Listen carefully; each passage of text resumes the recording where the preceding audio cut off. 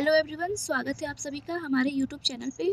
तो आज की क्लास में हम एचटेट लेवल 1 ईवीएस के क्वेश्चंस 30 क्वेश्चंस डिस्कस करेंगे।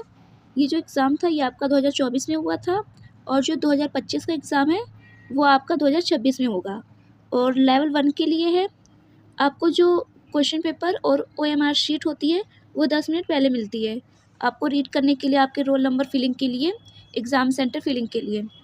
तो इसमें टोटल जो क्वेश्चंस पूछे जाते हैं एचटेट में वो 150 क्वेश्चन होते हैं। टाइमिंग आपकी 2.5 घंटे रहती है और यहाँ पे नीचे आपको सिग्नेचर करना होता है। और बाकी जो ये होते हैं बेसिक चीज़ें, आपको यहाँ पे रोल नंबर हो गया, आपको वर्ड्स में लिखने होते हैं, फिर यहाँ पे आपको फिगर्स में लिखने होते हैं, एंड जो आपका सेंटर होता है और आपका नेम, ये सब लिखना होता है। तो ये जो OMR शीट होती है इसको आपको बहुत ही ध्यान से फिल करना होता है, क्योंकि अगर आपने एक बार गलत रोल नंबर फिल कर दिया तो बाद में आपका नाम नहीं आएगा और बाद में पता नहीं चलता, फिर आपको भिवानी बोर्ड जाना पड़ेगा। तो इसीलिए आपको ध्यान से फिल करना है।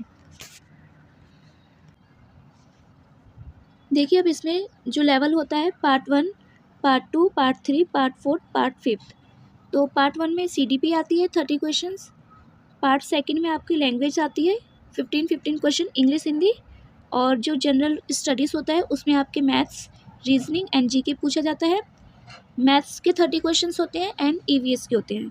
तो आज हम EVS के 30 क्वेश्चंस डिस्कस करेंगे। देखिए फर्स्ट क्वेश्चन EVS का, निम्नलिखित में से कौन सा कौशल EVS पर्यावरण अध्ययन में मूल्यांकन के लिए व्यापक संकेतक के रूप में उल्लेखित नहीं है। ये जो नहीं है इसको आपको ध्यान से पढ़ना होता है। ऑप्शन है प्रयोग, व्याख्या, विश्लेषण या स्मरण। देखिए जो 3 चीज़ है, प्रयोग, व्याख्या, विश्लेषण, ये तो क्या हो जाते हैं, ये व्यापक संकेतक होते हैं। और जो स्मरण होता है इसको हम नेगेटिव मानते हैं, क्योंकि रट्टाफिकेशन ये बोला गया है बच्चे को नहीं कराना है, बच्चों को समझाना है। तो यहाँ पे आपको नहीं पूछा है, मतलब कि आपको आंसर गलत वाला ढूंढना था। तो आंसर हो जाएगा 4th स्मरण, ये करेक्ट आंसर होगा इसका। अब देखिए इसके ऑप्शंस की बात करें, प्रयोग मतलब होगा कि कुछ करके चीज़ें सीखना। व्याख्या मतलब होता है एक्सप्लेन करना किसी चीज़ को। विश्लेषण का मतलब क्या होता है कि हम जब तोड़ तोड़ के चीज़ों को सीखते हैं तो वो होता है विश्लेषण। ये 3 चीज़ें पॉजिटिव है, एक नेगेटिव था, तो इसीलिए आपका आंसर हो जाएगा स्मरण। अब शिक्षा के संदर्भ में CCE का क्या अर्थ है, ये आप सभी को पता होगा, सतत एवं व्यापक मूल्यांकन। ठीक है। पुराने अचार पर कभी कभी दिखाई देने वाले सफ़ेद रुई जैसे पदार्थ का कारण क्या है। मतलब कि जो आपके घरों में अचार होते हैं वो कभी कभी आप देखते हो कि वो ख़राब हो जाते हैं, तो उसके ऊपर सफ़ेद सफ़ेद हो जाता है। तो वो क्या चीज़ होता है, मतलब किसके कारण वो हो रहा है। तो अधिक नमक, नमी के कारण, कवक वृद्धि, या अति शुष्कता, या अति शर्करा मात्रा। देखिए 3 चीज़ सबसे पहले अगर आप देखेंगे ऑप्शन के अकॉर्डिंग जाए हम, तो अधिक नमक, इससे तो ख़राब नहीं होगा क्योंकि नमक डाला जाता है ताकि जो अचार है वो लंबे टाइम तक सुरक्षित रहे। अब देखिए यहाँ पे पूछा गया है अति शुष्कता, ये भी ठीक है। ठीक है, ड्राई करके लोग रखते हैं, इसमें कभी कभी चीनी भी डाली जाती है, तो इनसे तो ख़राब नहीं होता। ख़राब किसके कारण होता है, जब नमी के कारण क्या हो जाता है, जब कवक की वृद्धि हो जाती है। तो आपका राइट आंसर हो जाएगा सेकेंड। नेक्स्ट क्वेश्चन, बांस नृत्य जिसे आमतौर पर चेराव कहा जाता है किस भारतीय राज्य का पारंपरिक नृत्य है। ये नृत्य के ऊपर बहुत बार क्वेश्चन आ चुके हैं, सीटेट में भी आता है। Option 1 Assam, option 2 Manipur, option 3 Mizoram, option 4 Nagaland. देखिए जो चेराव होता है, इसका जो बांस नृत्य होता है, ये आपका जो राइट आंसर हो जाएगा ये हो जाएगा मिजोरम। ये इम्पॉर्टेंट है और जो मोस्ट इम्पॉर्टेंट नृत्य है और उससे संबंधित जो राज्य हैं वो मैंने करवा रखा है, शॉर्ट्स में आप जाएंगे वहाँ से आप पढ़ लेना, उसी में से ये हर बार पेपर में आते हैं। तो मैंने जो 10 साल के थे सीटेट और एचटेट, आपके DSB या KVS में जो भी पूछे गए, मैंने वहाँ पे एक जगह शॉर्ट्स में करवा रखे हैं, वहाँ से आप याद कर लेना। ठीक है, तो चेराव का हो जाएगा मिजोरम। नेक्स्ट क्वेश्चन, सीखने की प्रक्रिया जितना संभव हो सके आनंददायक होनी चाहिए और कठिन नहीं। यह वाक्य दिया गया था, किसने दिया भाई, फ्रेडरिक फ्रोबेल द्वारा, या महात्मा गांधी द्वारा, जॉन डीवी द्वारा, या मौर्य मॉन्टेसरी द्वारा। देखिए ये आपके पेडागोजी से भी क्वेश्चन पूछे गए हैं। कुछ क्वेश्चंस जो है वो पेडागोजी से पूछे गए हैं, कुछ क्वेश्चंस आपके जो साइंस की 6th 7th 8th क्लास की बुक है एनसीईआरटी की, वहाँ से पूछे गए हैं। और कुछ क्वेश्चंस आपके जो 5th तक की 3rd 4th 5th की जो ईवीएस की बुक होती है वहाँ से पूछे गए हैं। तो आपको ये तैयारी कहाँ से करनी होगी, आपको 3rd 4th 5th की जो सीबीएस एनसीईआरटी है वहाँ से आपको करना होगा, बच्चों की पढ़नी होगी बुक्स ईवीएस की। और 6th 7th 8th की आपको साइंस की पढ़नी होगी, सब साइंस उसी में से आएगा। और बाकी पेडागोजी के क्वेश्चन आएंगे। तो देखिए ये जो है सीखने की प्रक्रिया आनंददायी है। महात्मा गांधी ने बोला था कि जो बच्चे होते हैं बच्चों को क्या करना है कि हमें उनको सिखाना है और वो उस तरीके से सिखाना है ताकि वो सीखते हुए उनको बहुत अच्छा फील हो, वो अंदर से क्या हो, उनको खुशी हो, ताकि वो बच्चे खुशी खुशी इस काम को सीख सके। तो इसका आंसर हो जाएगा आपका महात्मा गांधी। नेक्स्ट क्वेश्चन, निम्नलिखित में से कौन सी सार्वजनिक सुविधा का उपयोग छात्रों के भ्रमण के लिए एक प्रभावी स्थानीय अधिगम संसाधन की तरह किया जाता है। मतलब कि इसमें पूछा गया है सार्वजनिक सुविधा, मतलब ये जो ऑप्शन के अकॉर्डिंग है, ये आप बहुत इजीली ऑप्शन को काट के भी आंसर कर सकते हैं। सार्वजनिक सुविधा बोला गया है तो यहाँ से आप ऐसे करेंगे, देखो संग्रहालय, स्थानीय मेला और बिजली घर। सबसे पहले तो ये काट दो, इससे तो कोई लेना देना नहीं, बिजली घर इकाई। स्थानीय मेला, देखो इसमें से क्या है कि आपको बहुत ज़्यादा प्रभावी बताना है और किसके अकॉर्डिंग, सार्वजनिक सुविधा। तो जब सार्वजनिक सुविधा के अकॉर्डिंग बताना है तो हमारा आंसर हो जाएगा सार्वजनिक पुस्तकालय। संग्रहालय नहीं होगा क्योंकि ये भ्रमण के लिए बच्चों के ज़्यादा प्रभावी नहीं होगा, मतलब वैसे तो हो सकता है बट अगर यहाँ पे आपको और भी अच्छे ऑप्शंस दिख रहे हैं तो आप इसकी यहाँ पे नहीं जाएंगे। स्थानीय मेला भी नहीं, सबसे बेस्ट आंसर जो हो जाएगा सार्वजनिक पुस्तकालय। यहाँ पे सार्वजनिक लिखा था इसीलिए यहाँ पे आपका आंसर सार्वजनिक पुस्तकालय होगा, ठीक है। और ये जो सारे आंसर्स हैं ये जो एग्जामिनर की साइड से मिले हैं उसके अकॉर्डिंग है, तो ये आंसर आपके एकदम करेक्ट है। नेक्स्ट क्वेश्चन, निम्नलिखित में से कौन सी ईवीएस कक्षाओं की अनुशंसित विशेषता नहीं है। अब यहाँ पे फिर से नहीं पूछा, देखो ईवीएस में क्या है ना, एचटेट में काफ़ी सारे जो क्वेश्चन है ना वो नहीं वाले होते। तो अगर आपने ध्यान से नहीं पढ़ा, आप डायरेक्ट थोड़ा बहुत पढ़े और पीछे नहीं ये भूल गए देखना, तो आपका आंसर वैसे ही गलत हो जाएगा। तो आपको पूरे अच्छे से पढ़ना है, क्योंकि कभी कभी क्या होता है हम जल्दीबाजी में नहीं पढ़ते और राइट आंसर देख के टिक लगा के आगे बढ़ जाते हैं। तो ऐसे नहीं करना, आपको नहीं पूछना है। नहीं मतलब 3 सही आंसर है, 1 गलत है, तो वही गलत वाला आपको ढूंढना है। तो गलत वाला कौन सा होगा, चलो देखो, सीखने में सहायता के लिए दृश्य सामग्री का उपयोग। ये एकदम सही बात है। हम लोग क्या करते हैं, जो टीचिंग मटेरियल होता है टीएलएम में, ये बोला भी जाता है कि बच्चों को जितना आप दिखाकर टीएलएम का यूज़ करके पढ़ाओगे उतनी जो आपकी टीचिंग होगी काफ़ी इफेक्टिव होगी। तो ये तो इफेक्टिव पॉजिटिव है, हमें तो नेगेटिव ढूंढना है। अब देखिए थर्ड, ज्ञान के निर्माण में बच्चों की सक्रिय भागीदारी, ये भी पॉजिटिव बातें हो गई। बच्चा एक्टिव रहेगा तो ज़्यादा अच्छे से सीख पाएगा। विद्यालय के ज्ञान को बच्चों के स्थानीय ज्ञान से जुड़ना, ये एकदम करेक्ट है। ये रियल लाइफ बेस है कि हम बच्चों को जो पढ़ा रहे हैं वो अपने रियल लाइफ से कनेक्ट कर सके, तभी एजुकेशन का मतलब होगा। अगर बच्चा कनेक्ट नहीं कर पा रहा है, उसको रियल लाइफ में कैसे यूज़ करना है जो उसने पढ़ा है, तो फिर कोई फ़ायदा नहीं है ना। तो इसीलिए ये तीनों चीज़ क्या हो जाएगी, पॉजिटिव हो गई। आपको जो सेकंड है क्या कह रहा है, प्रत्यक्ष जानकारी और परिभाषा। हम परिभाषाओं पे जोर नहीं देते, मतलब ऐसे एनसीईआरटी जो आपका एनसीएफ है उसमें भी बोला गया है कि बच्चों को परिभाषाओं पे जोर नहीं देना, उसको रियल लाइफ से कनेक्ट करके टीएलएम का यूज़ करके एक्टिव करके बच्चों को पढ़ाना है। तो आपका राइट आंसर हो जाएगा सेकंड, क्योंकि तीनों चीज़ पॉजिटिव है, आपसे नहीं पूछा है तो आपका आंसर सेकंड होगा। अब देखिए नेक्स्ट क्वेश्चन, कक्षा में सीसीई को लागू करने का पहला चरण क्या है। तो पहला चरण बताना, फर्स्ट स्टेप क्या होगा भाई, तो बच्चों की प्रगति की रिपोर्टिंग, अधिगम स्थितियों का निर्माण, अपेक्षित सीखने के बिंदु उद्देश्यों की पहचान और आकलन करना। देखिए अगर इस ऑप्शन के अकॉर्डिंग जाए, सबसे पहले देखो आकलन करना, ये तो आकलन तो आप सभी करेंगे ना जब आप कुछ बच्चों को सिखा पाएंगे, असेसमेंट तो बाद में होगी। फर्स्ट स्टेप देखो, असेसमेंट नहीं करते, स्टार्टिंग में हम क्या करते हैं, बच्चों की प्रीवियस नॉलेज क्या करते हैं, चेक करते हैं। तो यहाँ पे आकलन तो ये तो बाद में करोगे, जब आप कोई क्लासेस ले लोगे बाद में आप इवेल्युएट करोगे कि बच्चों को कितना आया। बच्चों की प्रगति की रिपोर्टिंग भी बाद में पाएगी, जब आप कुछ सिखाओगे बच्चों को तब जाके आप बच्चों से देखोगे कि बच्चों को आया कि नहीं आया, टेस्ट ले सकते हो आप। और अधिगम स्थिति का निर्माण करना, निर्माण तो करते हो लेकिन सबसे उससे पहले हमें क्या होता है, उद्देश्य। जैसे कि आपने देखो इसका आंसर तो सबसे पहले थर्ड होगा। ये आपने जब अपने एक्सपीरियंस वो बनाया था टीएलएम, जब आप गए होंगे टीचिंग एक्सपीरियंस के लिए, एससीपी के लिए, तो वहाँ पे सबसे पहले आपने जब लेसन प्लान बनाया होता है तो लेसन प्लान की जो स्टार्टिंग होती है वो उद्देश्यों से होती है। तो यहाँ पे पहला ही बता ना फर्स्ट स्टेप, तो फर्स्ट स्टेप हम उद्देश्य लेके चलते हैं कि आप कोई भी लेसन प्लान डिलीवर कर रहे हो तो उस टाइम पे आपके क्या उद्देश्य रहेंगे, क्या ऑब्जेक्टिव्स रहेंगे। तो यहाँ पे आपका आंसर हो जाएगा थर्ड। अब नेक्स्ट क्वेश्चन, 4 चरण जिनका पालन करके गतिविधि आधारित अधिगम का अभ्यास किया जाता है, देखो इसमें ये 4 हैं, आपको स्टेप बाय स्टेप बताना है।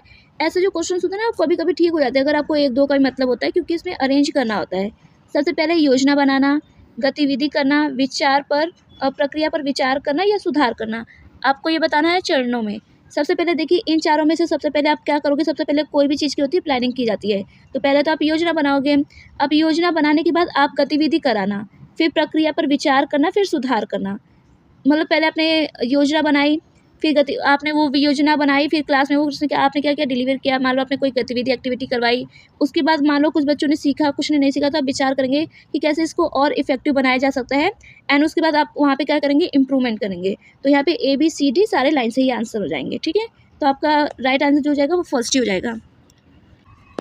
नेक्स्ट क्वेश्चन, डॉल्फिन एक दूसरे को संदेश किस माध्यम से देती है?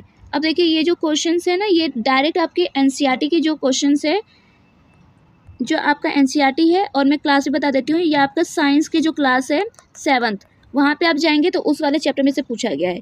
मतलब एनसीईआरटी की क्लास 7th की साइंस के क्वेश्चन से डायरेक्ट पूछा गया है ये क्वेश्चन है। तो आपको क्या करना है, एनसीईआरटी के जो साइंस के क्वेश्चन है वो अच्छे से करना है। अगर आपको वहाँ पे वो आपके पास टाइम नहीं है तो आप मुझे कमेंट करना, मैं वहाँ से जो रिलेटेड क्वेश्चन है 6th 7th 8th के एनसीईआरटी से बुक के जो इंपॉर्टेंट है, जो एग्जाम में आ चुके हैं, उसके अकॉर्डिंग मैं आपको एक क्लास प्रोवाइड करा दूँगी, उसमें से आप कर लेना। तो जो डॉल्फिन होती है वो संदेश किसके माध्यम से देगी, तो वो ध्वनि, गंध, विद्युत प्रवाह या फेरोमोन्स। तो राइट आंसर आपका हो जाएगा ध्वनि, ठीक है? जो डॉल्फिन होती है वो ध्वनि के माध्यम से एक दूसरे को क्या देते हैं, संदेश देते हैं। सेम टू सेम क्वेश्चन ये एनसीईआरटी क्लास 7 से पूछा गया है। देखिए नेक्स्ट क्वेश्चन, निम्नलिखित में से कौन सी एक खरीफ फसल है? अब ये मैं बता दूं तो ये भी आपका एनसीईआरटी जो क्लास है आपकी 8th का जो फर्स्ट चैप्टर है आपका साइंस का, वहाँ से सेम टू सेम ये क्वेश्चन उठाया गया है। तो आपको क्या करना है, एनसीईआरटी की जो साइंस 6th 7th 8th है उसको ध्यान में रख के पढ़ के जाना होगा ईवीएस के लिए, क्योंकि अगर आपने 6th 7th 8th की ईवीएस कर लिया, साइंस कर लिया, और 5th 3rd 4th 5th की कर लिया ईवीएस, तो आपके क्या है कि और जो आपका पेडागोजी क्वेश्चन है वो आप सीडीपी के लिए पढ़ेंगे तो वहाँ से कॉन्सेप्ट हो जाता है डेवलप, तो आपके 30 में से 30 भी आ सकती हैं आराम से।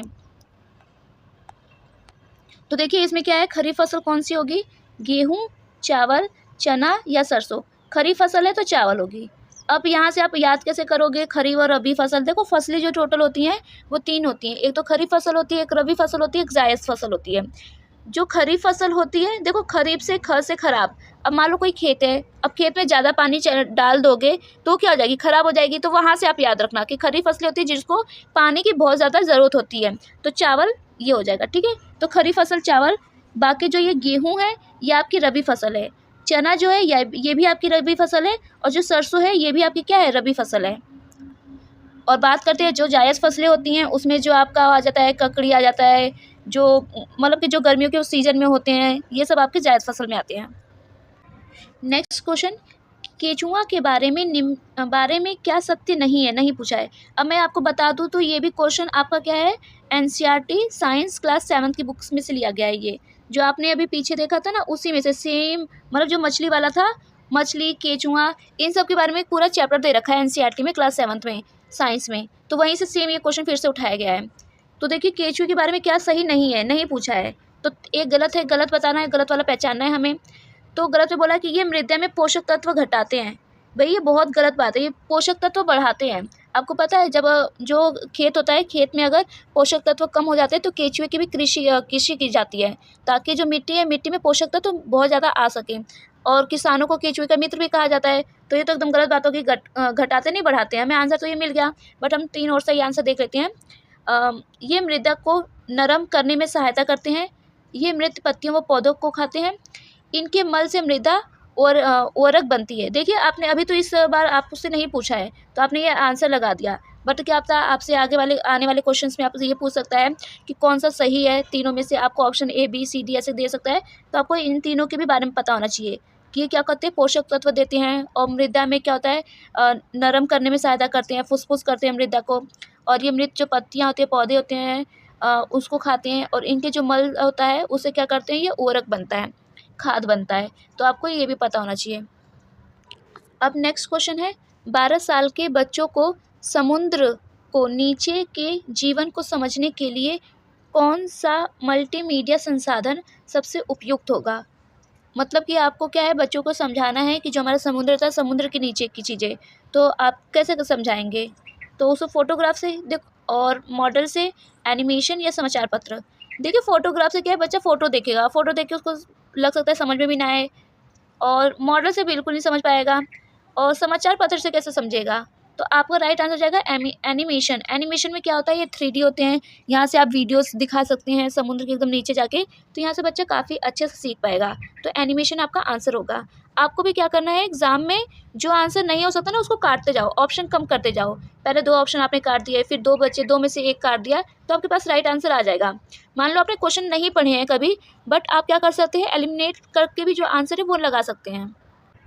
अब नेक्स्ट क्वेश्चन, किस इतालवी मधुमक्खी प्रजाति को शहद की पैदावार बढ़ाने के लिए पुनर्स्थापित किया गया है और यह आमतौर पर वाणिज्यिक शहद उत्पादन के लिए उपयोग की जाती है? तो आपको भाई ये बताना है कौन सी इतालवी मधुमक्खी प्रजाति है। एपिस सेरना इंडिका, या एपिस डोरसेटा, एपिस मेलिफेरा, या एपिस फ्लोरी? तो यहाँ पे राइट आंसर हो जाएगा एपिस मेलिफ्लोरा।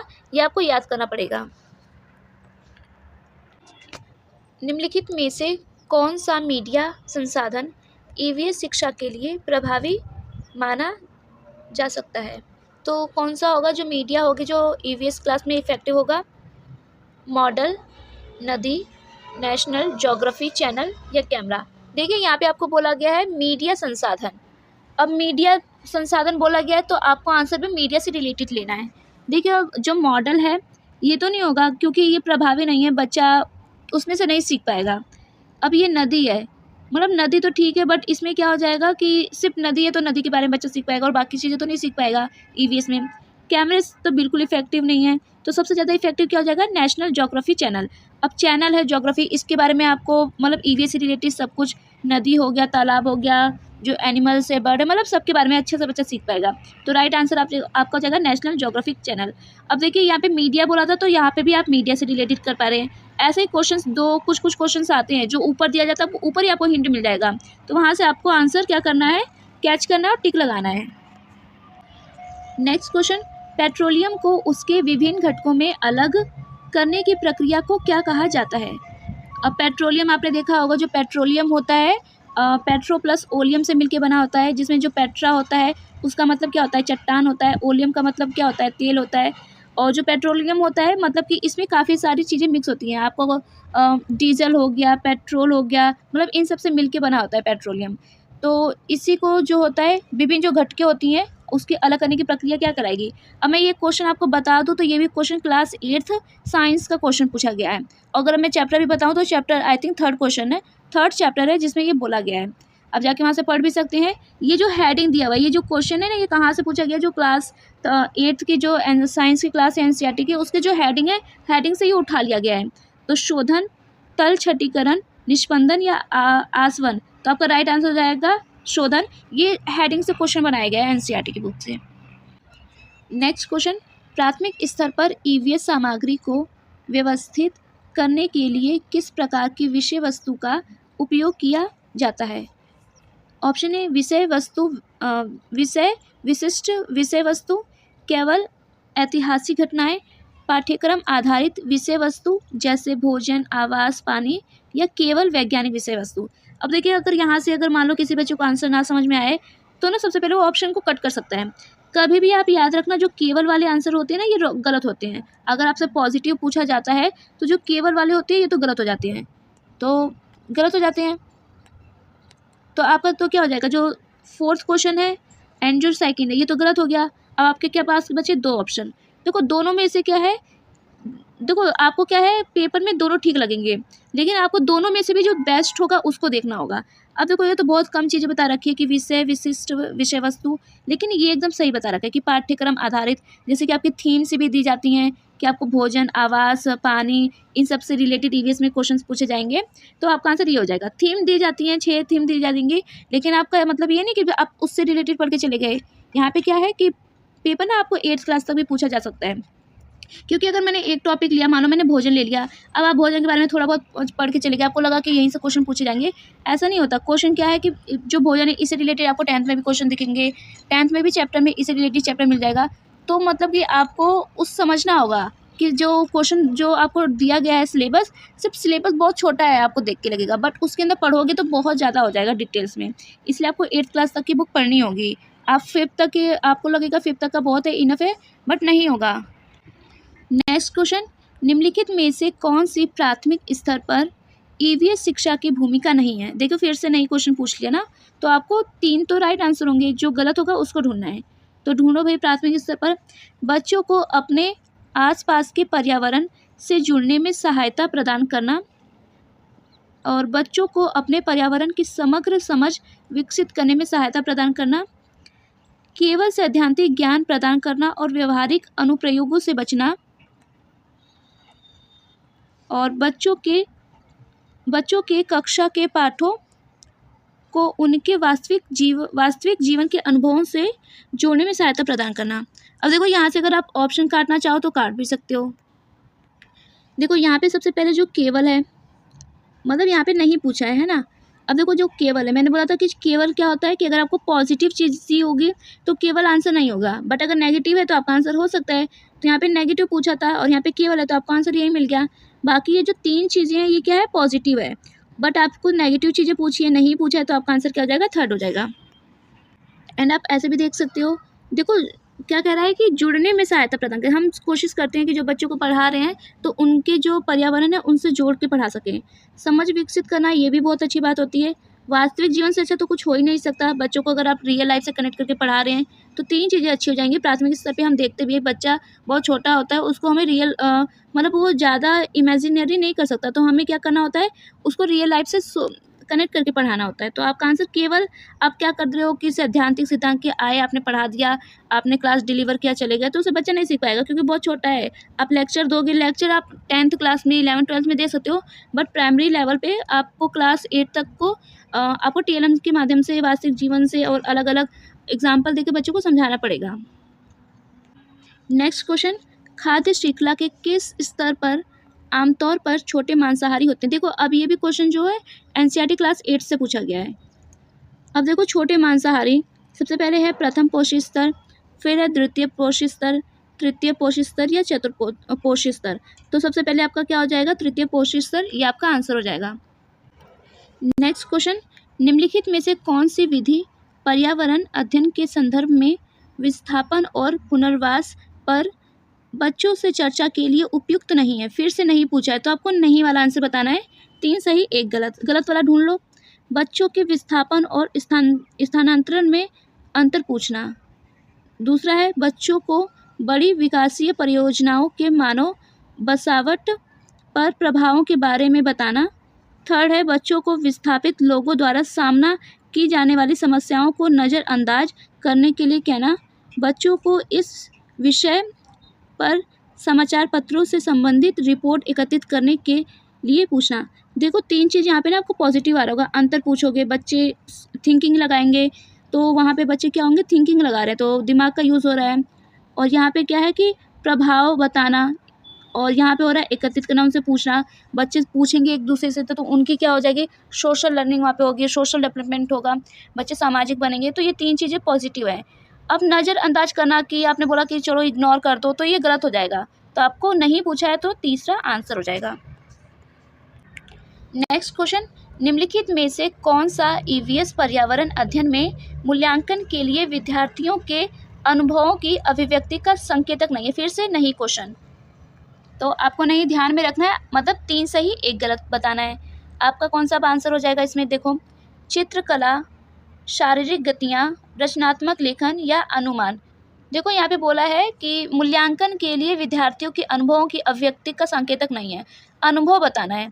देखो चित्रकला, इसमें बच्चा ड्राइंग बना रहा है तो अनुभव हो रहा है बच्चे को ना, क्योंकि एक बार बनाएगा उससे बनेगा नहीं, दूसरी बार बनाएगा, धीरे धीरे जाके प्रैक्टिस होती है बच्चों की। शारीरिक गतियाँ, इसमें भी क्या होती है, प्रैक्टिस होती है, अनुभव होता है। रचनात्मक लेखन, ये भी अनुभव से संबंधित है। और अनुमान लगाना आप थिंकिंग लगा रहे हो, ये हो सकता है, वो हो सकता है, तो ये इसमें कोई अनुभव नहीं है। तो आपको नहीं पूछा तो आपका राइट आंसर कौन सा हो जाएगा, 4th हो जाएगा। नेक्स्ट क्वेश्चन, किस प्रकार की सिंचाई प्रणाली विधि घास के मैदान, कॉफ़ी बागानों आदि के लिए अधिक उपयोगी होती है, जहाँ भूमि असमान होती है और पर्याप्त पानी उपलब्ध नहीं होता। अब मैं अगर आपको बताऊँ ये क्वेश्चन कहाँ से लिया गया है, तो ये भी क्वेश्चन आपकी क्लास 8th, अगर मैं चैप्टर भी बता दूँ तो चैप्टर है फर्स्ट। अब देखो फर्स्ट क्वेश्चन फर्स्ट चैप्टर में से आपकी रबी क्रॉप्स थी, खरीफ क्रॉप्स थी, वहाँ से पूछा गया था। अब एक क्वेश्चन यहाँ से भी पूछा गया है एनसीईआरटी में, ये फर्स्ट क्वेश्चन का है, जहाँ पे आपको देखो यहाँ पे क्या होते हैं धेकली और रहट, ये दो क्या हो जाएंगे आपके गलत हो जाएंगे। आपको क्या बताना है, उपलब्ध नहीं है। देखो धेकली और रहट ये गलत है, ये आपने काट दिया। बच्चे आपके पास दो आंसर, और इन दोनों के बारे में एकदम डिटेल से बता रखा है 8th क्लास की बुक में चैप्टर फर्स्ट में। अब देखो एक होता है ड्रिप सिंचाई, एक होता है स्प्रिंकल, ठीक है। अब दोनों में अंतर क्या होता है, देखो दोनों आंसर तो दोनों यही होते हैं कि सिंचाई प्रणाली की विधियाँ होती हैं और दोनों ही क्या होती है बहुत बेस्ट होती हैं। बट देखो ड्रिप सिस्टम क्या होता है, जो ड्रिप सिस्टम होता है या ड्रिप जो सिंचाई होती है, ये जो पौधे होते हैं पौधों की जड़ों के अंदर बूंद बूंद जाके पानी गिरता है। तो इससे क्या फ़ायदा होता है कि पानी वेस्ट नहीं होता है और पौधों की जो जड़ों को जितना पानी चाहिए होता है उतना मिल जाता है, पानी बचता है इससे। और स्प्रिंकल सिस्टम क्या होता है, ये एक फव्वारे टाइप का होता है जिसमें क्या होता है कि एक नोज़ल लगा होता है और वो वहाँ से पानी आता है। तो स्प्रिंकल सिस्टम ये होता है कि सिंचाई के लिए, और ड्रिप सिस्टम होता है। अब देखो दोनों में क्या होता है कि आपको असमतल पूछा है, जो असमतल हो जाएगा तो वहाँ पे आपका राइट आंसर हो जाएगा स्प्रिंकल, ठीक है।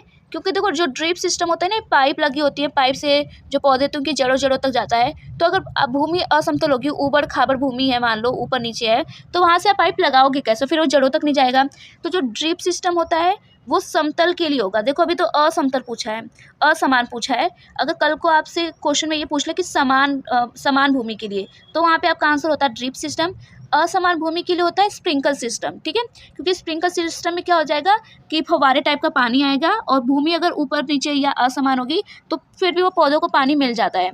लेकिन अगर आपको समान रहेगी तो वहाँ पे ड्रिप सिस्टम होता है, वहाँ पे पाइप लगा देते हैं, पौधों तक चला जाता है, तो वो ईजिली हो जाता है। तो दोनों का आंसर आप और भी डिटेल में पढ़ना चाहें तो आप एनसीईआरटी क्लास 8th की बुक चैप्टर फर्स्ट में ये दोनों के बारे में अच्छे से डिटेल्स में पढ़ा रखा है, आप पढ़ सकते हो। और दो चीज़ और याद रखना कि ये जो दोनों सिस्टम है, ड्रिप है और स्प्रिंकल है, ये आधुनिक सिंचाई प्रणाली हैं। एक होते हैं मतलब आधुनिक, एक होते हैं प्रारंभिक और एक होती है आधुनिक। और जो प्रारंभिक होते हैं उसमें क्या होता है आप लोगों का, जैसे कि ट्यूबवेल हो गया, नहरें हो गई, जल कुआं हो गया, उन सब में होता है, ठीक है। तो ये आधुनिक है। कभी को मतलब कि आपको ऑप्शन देकर 4 पूछ सकता है कि आधुनिक सिंचाई प्रणाली कौन सी है, तो आप ड्रिप और स्प्रिंकल को याद रखना। नेक्स्ट क्वेश्चन, शिक्षण अधिगम प्रक्रिया में अधिगम संकेतकों की पहचान करने का उद्देश्य क्या है। तो उद्देश्य पूछ रखा है, आंसर बताओ। बच्चों की स्मरण शक्ति, देखो स्मरण शक्ति हमने भी बोला रटिफिकेशन नहीं कराना है बच्चे को, तो ये तो काट दो, ये गलत आंसर हो गया, काटते चलना चाहिए। और प्रगति को समझने के लिए माता पिता, शिक्षकों और बच्चों को एक संदर्भ प्रदान करना, ये एकदम सही आंसर है, जिसमें इन्वॉल्व आपके टीचर्स हो रहे हैं, पेरेंट्स हो रहे हैं, ठीक है। उपस्थिति दर्ज करना, सिर्फ उपस्थिति से काम नहीं चलेगा, शिक्षकों के प्रदर्शन का मूल्यांकन करना। अब शिक्षकों के प्रदर्शन का मूल्यांकन नहीं, आपको विद्यार्थियों के प्रदर्शन का मूल्यांकन करना होगा। तो यहाँ पे राइट आंसर कौन सा हो जाएगा, सेकंड। अब देखिए झूम कृषि के बारे में है, देश के किस भाग में झूम खेती प्रसिद्ध है। अब ये जो झूम कृषि है ये क्लास 7th आपकी जो ज्योग्राफी की बुक है भूगोल की, उसमें से ये क्वेश्चन पूछा गया है। तो इसके नाम भी काफ़ी सारे होते हैं, आप वहाँ से पढ़ लेना। उत्तरी, पश्चिमी, उत्तर पूर्वी या दक्षिणी। देखो जो झूम खेती होती है ये कहाँ पे प्रसिद्ध होती है, तो ये याद रखना उत्तर पूर्वी जो देश होते हैं वहाँ पे प्रसिद्ध होती है। अब देखो सीखने की प्रक्रिया में स्कैफ फोल्डिंग का क्या अर्थ है। सबसे पहले अगर ये भी पूछा जा सकता है कि जो स्कैफ फोल्डिंग है ये किसकी थ्योरी पे बेस है, तो याद रखना जो वाइगोत्स्की हैं उनके थ्योरी पे ही बेस है स्कैफ फोल्डिंग। इन्होंने एक क्या था MOK दिया था, MAK दिया था, स्कैफ फोल्डिंग दिया था, ठीक है, वहाँ से। तो स्कैफ फोल्डिंग का मतलब क्या होता है कि हेल्प मिल जाना, ठीक है। अब सभी बच्चों के लिए निरंतर निगरानी प्रदान करना, निरंतर निगरानी तो नहीं होगा, बच्चों को उनके कार्य में सहायता देना जो वे स्वतंत्र रूप से नहीं कर सकते। देखो ये एकदम सही आंसर है। स्कैफ फोल्डिंग का मतलब क्या होता है, हेल्प मिल जाना, ठीक है। तो ये हो गया। देखो एक होता है ZPD, ठीक है, जोन ऑफ प्रॉक्सिमल डेवलपमेंट, तो इसके बारे में हम चर्चा कर लेंगे। बट ये इन्होंने क्या दिया था कि देखो एक बच्चों का क्या होता है, कुछ ऐसा क्षेत्र होता है जिसमें बच्चों को पहले से आ रहा होता है, उसको बोलते हैं ZAP, और कुछ ऐसा होता है जेडपीडी, जिसमें बच्चा क्या कर सकता है, मदद से पहुंच सकता है। और एक चीज़ होती है स्कैफोल्डिंग, जो हेल्प देना होता है। ठीक है, अब हेल्प कौन दे सकता है, तो यहाँ पे उन्होंने जो वाइगोत्स्की हैं उन्होंने ये बताया था कि हेल्प ना कोई भी दे सकता है, मतलब कि छोटा बच्चा भी दे सकता है, बड़े लोग भी दे सकते हैं, कोई भी दे सकता है। ऐसा नहीं है कि स्कैफोल्डिंग या हेल्प आपको आपसे बड़े लोगों से मिलेगी। मान लो आप बड़े हो बट आप छोटे बच्चों जितना नहीं आ रहा, छोटे बच्चों को आपसे ज़्यादा आ रहा है, तो आपको हेल्प दे सकते हैं। और वे अवधारणाओं को रट्टा तो लगाना ये गलत हो जाएगा। सही उत्तरों के लिए पुरस्कार देना ये भी गलत है। और निरंतर क्या करें, निरंतर निगरानी प्रदान करना ये भी गलत है। आपको स्कैफोल्डिंग का मतलब क्या होता है, हेल्प मिलना। नेक्स्ट क्वेश्चन, वन अधिकार अधिनियम 2006। आपको ये भी अब ये याद रखना है कि वन अधिकार अधिनियम कब आया था। पेपर में ऐसे भी क्वेश्चन पूछ सकता है। तो जो अधिनियम आया था वो आएगा था कब, 2006 में। के अनुसार वन की रक्षा के लिए जिम्मेदार वन अधिकार समिति का गठन किसके द्वारा किया जाता है। अब आपके पास ये ऑप्शन है, जिला विकास परिषद, राज्य सरकार, केंद्र सरकार या ग्राम सभा। तो आपको याद रखना है कि जो वन अधिकार अधिनियम होता है ये ग्राम सभा द्वारा होता है। ठीक है, केंद्र, राज्य, जिला परिषद ये नहीं होते हैं। अब नेक्स्ट क्वेश्चन, कौन सा अंग भोजन के पाचन में पाचक रस का उत्पादन कर सहायता करता है। अब ये जो क्वेश्चन है ये आपका question class 7th NCERT science के क्वेश्चन से पूछा गया है। तो और चैप्टर नंबर भी अगर मैं बता दूँ, चैप्टर नंबर 2 से ये क्वेश्चन पूछा गया है। ऑप्शन है हृदय, यकृत, वृक्क या मस्तिष्क। देखो जो भोजन होता है, भोजन के पाचन में जो रस का उत्पादन होता है, तो ये हृदय नहीं करता, वक्र नहीं करता, मस्तिष्क नहीं करता, कौन करता है, तो आपका आंसर हो जाएगा यकृत। ठीक है, तो आपको ये आंसर याद रखना है, लीवर। देखो ऑप्शन मतलब कि आपको थोड़ा पॉइंट ये याद रखना है कि जो हृदय होता है आपको याद रखना है कि कितने कक्ष होते हैं, टोटल 4 कक्ष होते हैं। ठीक है, और जो मस्तिष्क होती है, मस्तिष्क हमारा जो मनुष्य का होता है कितने पार्टों में होता है, ये 3 पार्ट में होता है, अग्र मस्तिष्क, पश्चिम मस्तिष्क और मध्य मस्तिष्क। जो वक्र होता है ये फिल्ट्रेशन का कार्य करता है। नेक्स्ट क्वेश्चन, निम्नलिखित में से कौन सी EVS पर्यावरण अध्ययन की विशेषता नहीं है। फिर से नहीं पूछा है, मतलब 3 सही आंसर, 1 गलत है। तो गलत वाला कौन सा है, जल्दी ढूंढो। यह शिक्षक केंद्रित है, यह शिक्षार्थी केंद्रित है, यह संदर्भात्मक है, यह कई विषयों को एकीकृत करता है। अब आपको राइट आंसर, देखो सही जो है उसको हमें काट देना है। शिक्षार्थी केंद्रित ये एकदम सही बात है। बोला भी जाता है कि मतलब बोला भी जाता है, जो हमारा NCF है इनसे बोला भी गया है कि बच्चों को ध्यान में रख के पढ़ाना है। ये नहीं कि शिक्षक केंद्रित होना चाहिए कि भाई शिक्षक आया, पढ़ाया और चला गया। नहीं, विद्यार्थी केंद्रित होना चाहिए। विद्यार्थी को जैसे समझ में नहीं आ रहा, आपको अलग अलग मेथड यूज़ करने हैं, तो उसके संदर्भ में शिक्षार्थी केंद्रित होता है EVS में। संदर्भात्मक भी होता है भाई, और कई विषयों का एकीकृत इंटीग्रेटेड होता है। आपको पता होगा, आप मैथ्स पढ़ रहे हो तो उसमें आप लैंग्वेज भी सीख रहे हो, काफ़ी सारी चीज़ें सीख रहे होते हो। तो सारे जो विषय होते हैं वो एक दूसरे से इंटरलिंक होते हैं। बट आपका जो राइट आंसर मतलब कि नेगेटिव पूछा है, तो नेगेटिव मतलब नहीं, तो गलत आंसर ही सही आंसर होगा। ये शिक्षक केंद्रित है। ठीक है, नेक्स्ट क्वेश्चन, अंडमान द्वीपों के जंगलों में कुछ जनजातियों ने जानवरों के असामान्य व्यवहार से सुनामी का अनुमान लगाया। ये सुनामी भारत में कब आई थी। अब मैं ये बता दूँ ये क्वेश्चन कहाँ से आया है। तो ये क्वेश्चन आपके क्लास 8 इंग्लिश का एक चैप्टर है सुनामी करके, वहाँ से ये क्वेश्चन लिया गया। वहाँ पे ये डेट मेंशन कर रखे हैं और वहीं से इन्होंने क्या किया है, सेम कॉपी किया है, वहाँ से क्वेश्चन उठाया है। तो दिसंबर 2004 में सुनामी आई थी। ठीक है, अंडमान निकोबार वहाँ से। तो ये question same to same NCERT class 8 English की बुक से लिया गया है। मैं आपको इसीलिए बता रही हूँ कौन से क्वेश्चंस कहाँ से लिए जा रहे हैं, ताकि आइडिया हो कि आपको पढ़ना क्या है। वैसे तो सिलेबस बहुत ब्रॉड है, आप जहाँ से सर्च करोगे आपको इतनी किताब मिल जाएंगी, यूट्यूब पे इतनी वीडियोस मिल जाएंगे। बट देखो वीडियोस मिल जाएंगी, क्लासेस मिल जाएंगी, बट आपको पढ़ना तो वही है ना जो पेपर में आता है। आप बहुत कुछ पढ़ के जा रहे हो बट पेपर में नहीं आ रहा, तो कोई फ़ायदा नहीं है। आपको लिमिट जो स्रोत है ना वो रखनी है कि आपको कम से कम पढ़ना है और वही पेपर में आए, क्योंकि 30 क्वेश्चन आएंगे। अब 30 क्वेश्चन के लिए आप वही चीज़ें पढ़ें जो आपके एग्जाम में पूछा जा रहा है। और पूछने का मतलब आपके कहाँ से पूछा जाए, मान लो आपने देखा साइंस की बुक से पढ़ा जा रहा है तो आप साइंस की बुक पढ़ लो। आपसे भूगोल से पूछा जा रहा है, भूगोल की बुक पढ़ लो। इंग्लिश में से क्या है, कुछ डेट्स मेंशन की गई हैं इंपॉर्टेंट, जैसे कि आपका गैस त्रासदी, भोपाल गैस त्रासदी पूछा जाता है, तो यहाँ से आप क्वेश्चंस वहाँ से कवर करो। ठीक है, तो आपको थोड़ा बहुत लिखना भी होगा, आप लिख लो कि कहाँ से क्या पूछा जा रहा है, उसको कवर कर लो। नेक्स्ट क्वेश्चन, संयुक्त राष्ट्र पर्यावरण कार्यक्रम ने किस वर्ष के स्तर पर अपने समझौते में CFC क्लोरोफ्लोरोकार्बन के उत्पादन को स्थिर करने का निर्णय लिया? 1980, 1984, 1986, 1990। अभी आपको आंसर पता होगा 1986, ठीक है। ये भी जो क्वेश्चन है ये आपके 8th क्लास में मेंशन किया गया है।